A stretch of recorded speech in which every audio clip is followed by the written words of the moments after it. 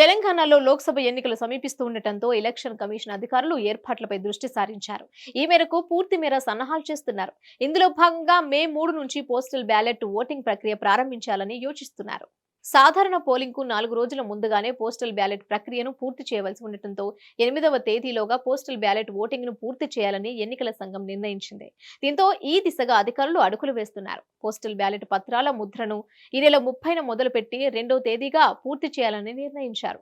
ఎన్నికల సంఘం నిర్ణయించినట్లుగా postal ballot పత్రాలను ఆయా జిల్లాల్లోనే ముద్రించనున్నారు.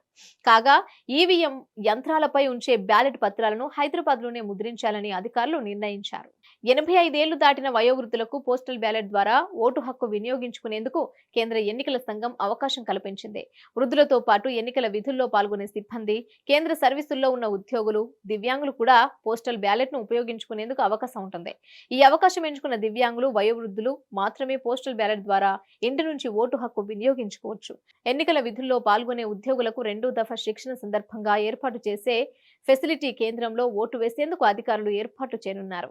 తెలంగాణలో 85 ఏళ్ల వయసు దాటిన వారు 4.50 లక్షల మంది ఉన్నట్లుగా అంచనా ఉంది. ఇక దివ్యాంగ ఓటర్లు సుమారు 5 లక్షలు, ఎన్నికల విధుల్లో పాల్గొనేవారు 2.60 లక్షల మంది ఉద్యోగులు ఉంటారని అంచనాగా ఉంది. మరోవైపు రాష్ట్రానికి చెందిన 15,000 మందికి పైగా ఉద్యోగులు దేశంలోని వేర్వేరు ప్రాంతాల్లో విధులు నిర్వహిస్తున్నారు.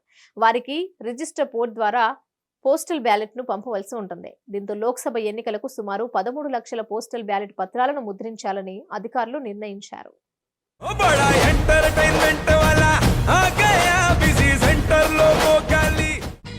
సక్కు సక్కేంద్ర సక్కు సక్కు బాయ్ బాయ్ బాయ్ బాయేంద్ర భార్గవ్ బాయ్ బాయ్. గిరాకి వచ్చే టైం ఏంది? కస్టమర్లు వస్తున్నాడు, రేటు కలిపి గురి.